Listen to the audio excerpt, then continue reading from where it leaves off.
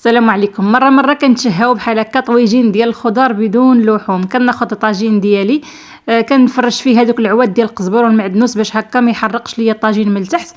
كنقطع بحال هكا بصله دوائر، بحال هكا على شكل دوائر، وكنكب شويه ديال الماء باش ما يتحرقش ليا الطاجين. كنستف الخضره ديالي. ديروا اي نوع ديال الخضره نتوما كتفضلوا.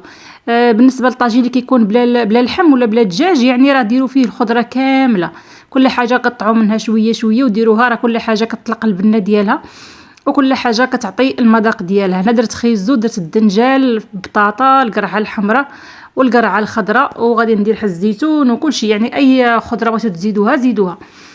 كنستف الخضر ديالي كلها على هذا الشكل هذا. كتقطعوها رقيقه شويه باش دغيا طيب ما تعطلش لكم في الطاجين. انا كما شفتوا القرعه الحمراء حتى هي درتها. وهنايا خديت العطريه كامله، البزار، سكينجبير، الملحه، الخرقوم وشويه القرفه. حكيت فيهم واحد الفص ديال الثومه، خلطتهم بشويه ديال الماء بحال هكا، وغادي ندوزهم على الخضره كامله من الفوق صافي. وفي الاخير كنشلل هذيك الزلافه بشويه ديال الماء.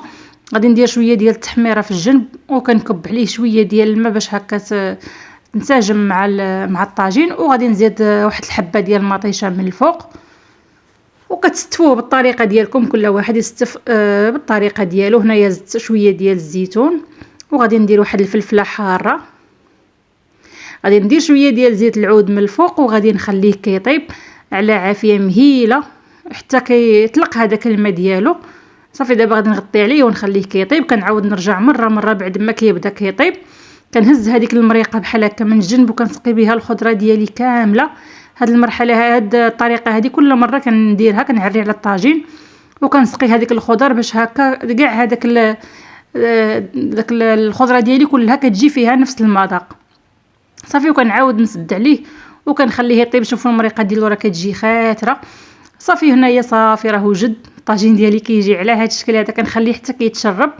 غادي نزيد عليه واحد شويه القزبر والمعدنوس من الفوق هكا طريين، حيت ما درتهمش في الاول لانهم كيتحرقوا كيجيو كيبانوا كحلين من الفوق. من الاحسن تخليهم حتى الاخير يجيو بحال هكا طريين. هنا راني طفيت عليه صافي، وغنقدموه بالصحه والراحه. نتمنى الفيديو ينال اعجابكم. السلام عليكم.